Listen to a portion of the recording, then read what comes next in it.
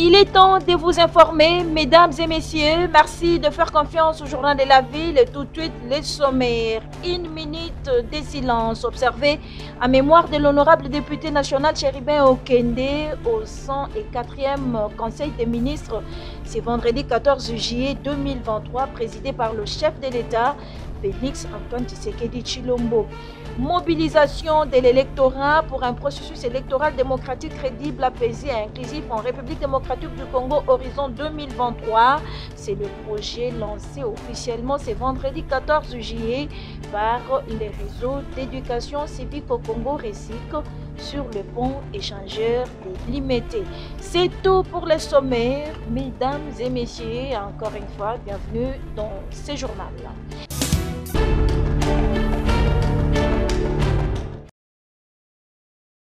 C'est avec beaucoup de regrets et consternation que le président national du mouvement de réveil de la jeunesse congolaise, MRJCO, Maître John Bayantita, a appris l'assassinat ce jeudi 13 juillet 2023 de l'honorable député national Chéribin Okende, porte-parole de l'Ensemble pour la République.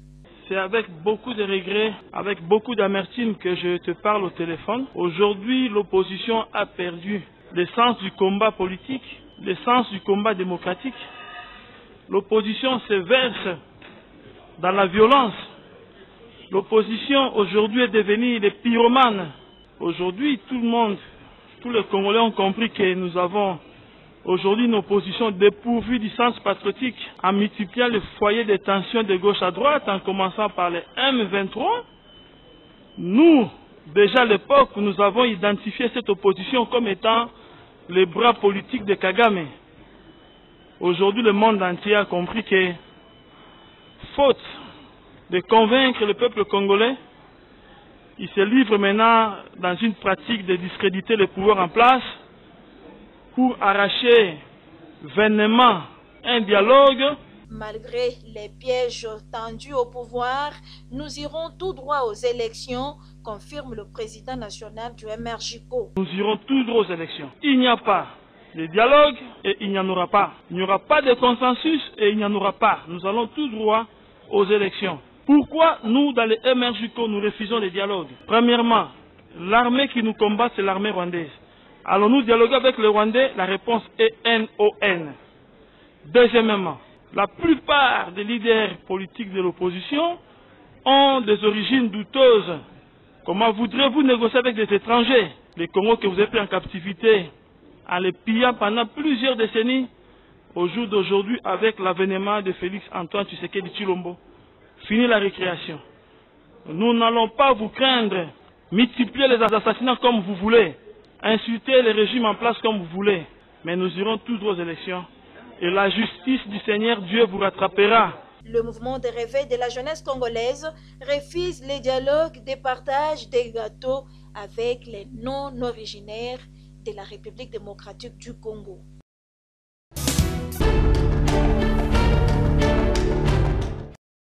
Assassinat du député national, activiste de la société civile et syndicaliste Chéribin Okende, la synergie des organisations syndicales, sociales et confessionnelles de la RDC monte au créneau et fustige avec la dernière énergie cet acte odieux.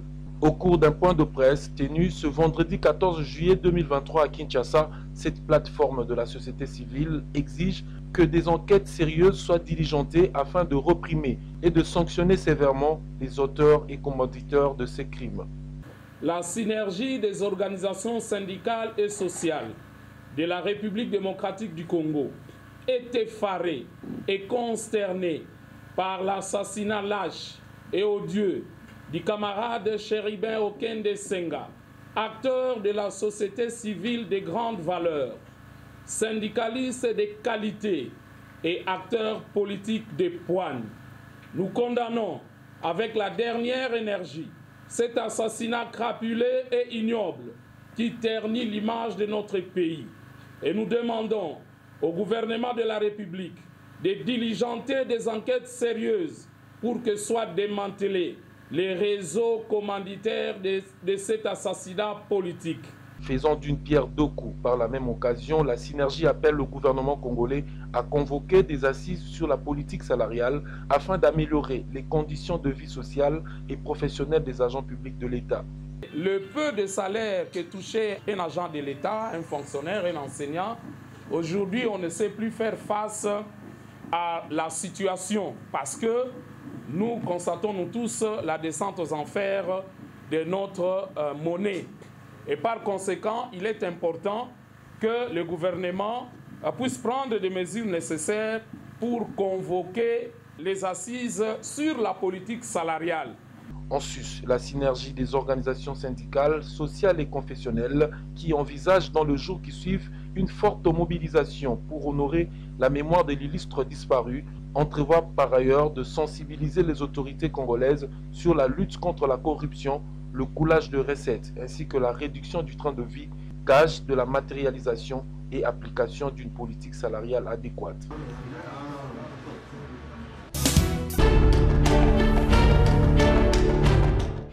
Phénomène kidnapping à Kinshasa et trafic d'organes, Jean Mangalibi, analyste politique, insiste que le gouvernement doit mettre toutes les dispositions en place afin de stopper cette situation. Bien qu'on a suivi le ministre de l'Information par rapport à cette histoire des organes et puis le vice-ministre de la Santé qui est venu appuyer ce que le ministre de l'Information avait parlé par rapport à la vente des organes ou au trafic des organes. Moi je crois que nous avons des témoignages.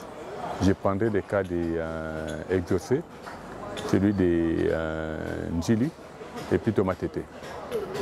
Enlevé et remis à liberté 4 jours après, il a reconnu que ces gens-là, il a vu des blancs, un blanc qui s'était présenté devant lui en blouson. Quand on essaie de suivre toute l'histoire. Ce que j'aime avec Exaucé, il a vraiment bel et bien fait une émission, on sait le voir et l'approcher. Trafic, vente ou quoi, on sait qu'aujourd'hui il y a un réseau qui enlève des organes.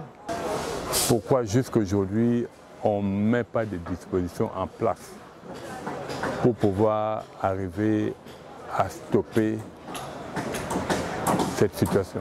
Pour cet analyste politique, les autorités de la ville de Kinshasa ont échoué, alors ils doivent quitter. On dit que la politique c'est l'art de gérer la cité. On a vu l'opération Zéro Trou, on a eu à parler, on a eu quels résultats.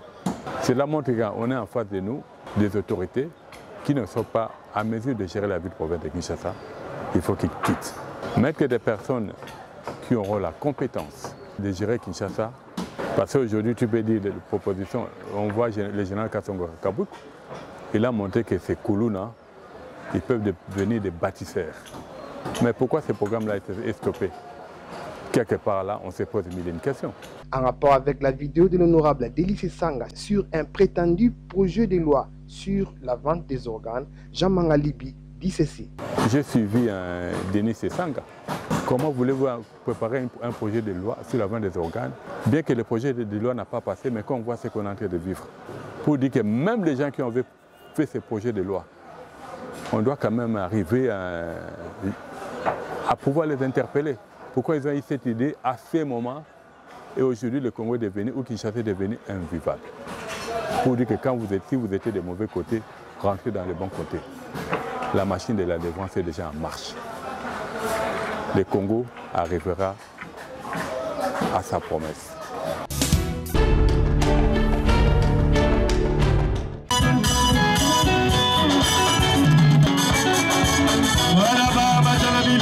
Élection 2023 en République démocratique du Congo, la maximisation de la sensibilisation des électeurs s'avère une urgence et nécessité, raison pour laquelle le réseau d'éducation civique au Congo RECIC a lancé officiellement ce vendredi 14 juillet 2023 sur le pont échangeur de Limete le projet intitulé « Mobilisation de l'électorat pour un processus électoral démocratique crédible, apaisé et inclusif en RDC ».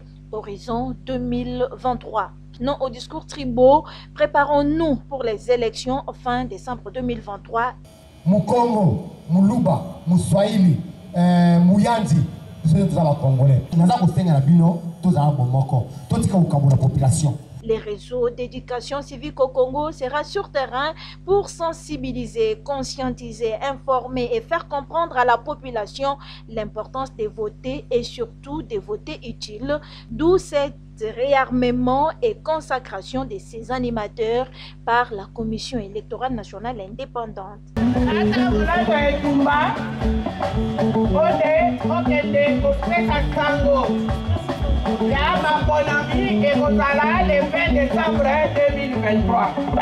À en croire le secrétaire exécutif du réseau d'éducation civique au Congo, Maître Michel Mbondo, le RECIC va promouvoir les candidatures féminines. Qu'est-ce que nous allons faire? Il y a 3 grands axes. Il y a l'axe sensibilisation, ça veut dire mobilisation de la population. Nous allons parler de la question du monitoring pour faire l'observation du processus électoral afin que nous puissions appuyer la CENI et dénoncer certaines irrégularités que nous aurons à constater pendant le cycle électoral.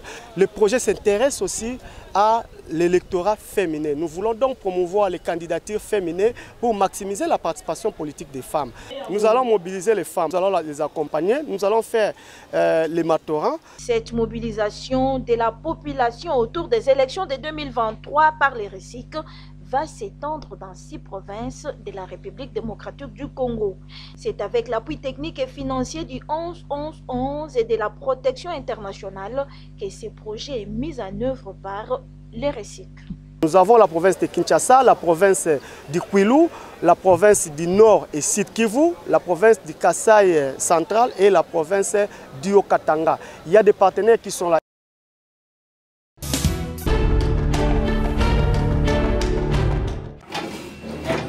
Tout en restant positif au dialogue, l'intersyndicale des régies financières de la République démocratique du Congo demande au vice-premier ministre, ministre de la fonction publique, de convoquer la plénière dans 72 heures pour la validation des résolutions venant du travail de la commission concernant la prime du contentieux minimum appelée la plus-value.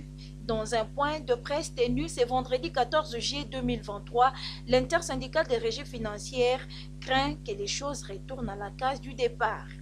Le Premier ministre, sur instruction du chef de l'État, a donné l'ordre au vice-premier ministre, ministre de la fonction publique, de recevoir en son nom l'intersyndicale des régies financières et donner des réponses appropriées aux problèmes qui s'est posé. Le vice-premier ministre et ministre de la fonction publique a convié en réunion l'intersyndicale des régies financières en date du 6 juin 2023 pour solutionner les problèmes. Nous vous faisons savoir qu'à cette réunion ont pris part tous les directeurs généraux des 3 régies financières, y compris les représentants, les conseillers du ministre des Finances et ceux de la fonction publique. Réunis en session de travail, le vice-premier ministre a demandé qu'on puisse mettre en place une commission qui devrait solutionner cette question et revenir à la plénière 10 jours après. La commission s'est réunie et a fini les travaux. Mais, comme vous pouvez le remarquer, 1 mois après, la plénière n'a jamais été convoquée pour que nous puissions valider les résolutions venant de la commission.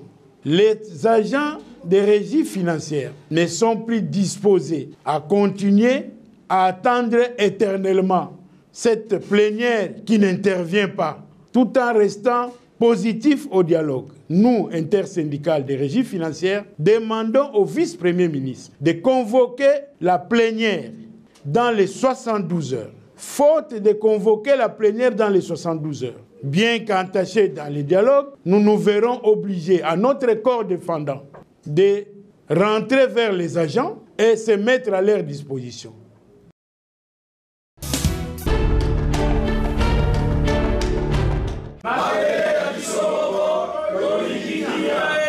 Les chefs coutumiers de la République démocratique du Congo, considérés désormais comme des champions dans la vulgarisation et sensibilisation à la base des innovations du Code de la famille qui donne droit à la femme d'entreprendre et de se développer pour le bien du pays, Les actions menées par les chefs coutumiers sur terrain pour l'entrepreneuriat de la femme ont été accueillies ce jeudi 13 juillet 2023 par le cadre permanent des concertations de la femme congolaise CAFCO dans une rencontre organisée ce jeudi 13 juillet 2023 à l'immeuble territorial dans la salle Pundelungu. Les chefs coutumiers se disent satisfaits de ces projets mis en œuvre par les CAFCO sur terrain. La femme a le droit de travailler parce que ce n'est pas seulement l'homme qui est créé à travailler, non.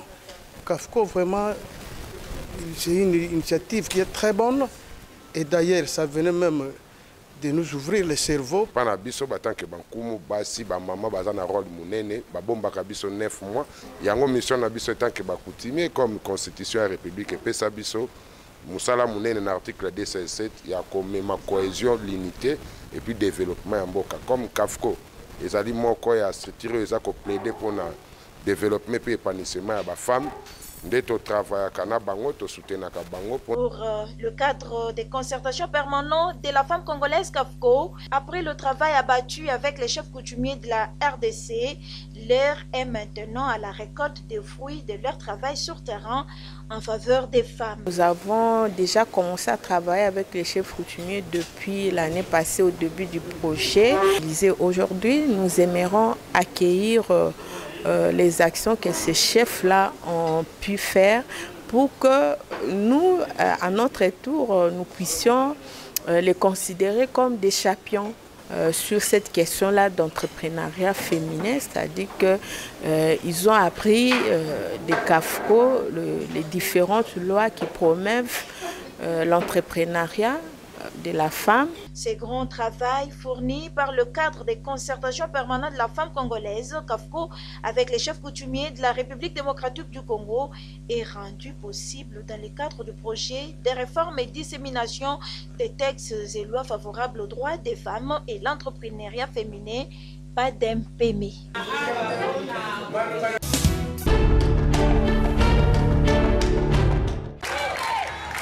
Donner un bon spectacle au 9e jeu de la francophonie qui se tiendra à Kinshasa du 28 juillet au 6 août prochain, c'est la mission que s'est donnée l'équipe sélectionnée des Nzango modernes de Kinshasa, raison pour laquelle les coachs, ensemble avec les joueuses, multiplient des séances d'entraînement à l'échangeur délimité afin d'être à la hauteur et avoir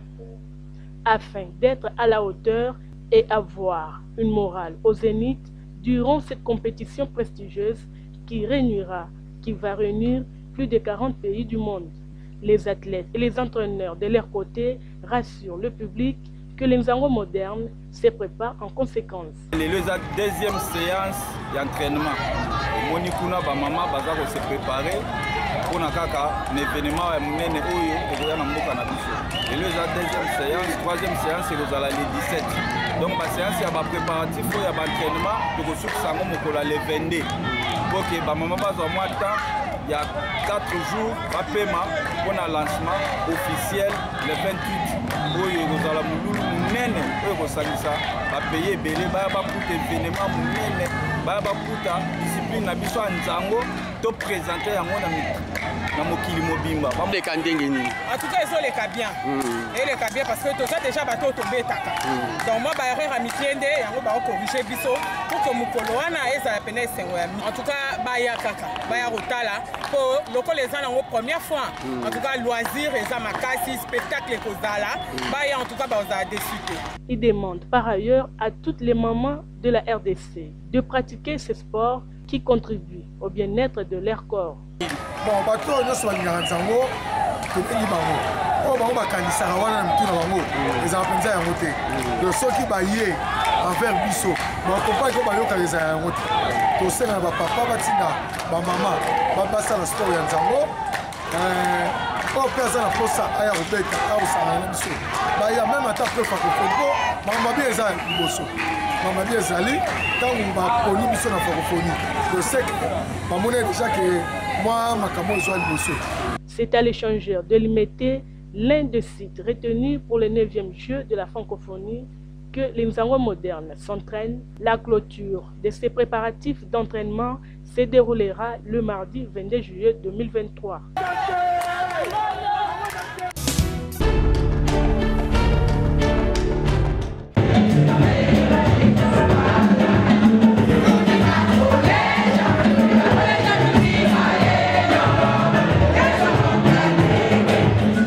C'est au rythme de leurs chansons que ta grandeur Nzambe Tata et tant d'autres que la chorale évangélique Les Glorieuses a célébré ses 60 ans d'existence au sein de l'église locale CBFC située dans la commune de Makala. L'événement s'est déroulé le dimanche 9 juillet 2023 avec comme thème « Je louerai l'Éternel tant que je vivrai ». Fondée en 1963 par Maman Émilie, cette chorale est la première chorale de femmes de toutes les églises de Makala. Une cérémonie qui s'est déroulée en présence des responsables et fidèles de cette église qui, à travers cette célébration, ont rendu grâce à Dieu pour ses 60 ans. Au début de l'année 1963, Papa Pierre Mouanza, aujourd'hui en Angola, fonda la chorale actuellement chorale Baptiste de Makala ainsi que Kobama. Quelques femmes se sont jointes à elle pour glorifier Dieu par des cantiques, ce qui a fait que cette chorale finisse. Vers le milieu de l'année, j'ai l'idée pour que les femmes puissent avoir leur chorale. Alors, Maman Émilie Isabelle Mika, aujourd'hui à Luanda, Angola, fonda la chorale femme juste avant le démarrage de l'église de Guinée à Abidjan. Les fidèles de l'église locale CBFC de Makala remercient quant à eux le Seigneur Jésus-Christ pour la protection accordée aux membres de cette chorale qui ont toujours l'habitude de s'entraider. Tout ça, les 60 ans, donc le 60e anniversaire de la chorale. Toyembi pour nous rendre grâce et pour rendre gloire et pas Nzambe où a bombi chorale pendant 60 ans. Na mingi ba mingi na chorale ko ba bandisaki bazali susute mingi ba kufa. Le message biso ko ko c'est pas na ba chrétiens zani. Message yango ezali la persévérance. Pour ça les Nzambe et ça na agité. Exemple ya Kolande ezali ya ba maman 60 ans, exemple na misusu ba bandaki bazali wana. Ezali na misusu ba kufaki. Mais dans ma cambonion, sur le chrétien, il faut persévérer. La persévérance les ramène à la bénédiction. Pour couronner le tout, ces femmes ont été honorées par les diplômes de mérite, symbole des services loyaux rendus au sein de cette église pour honorer le Seigneur Jésus-Christ.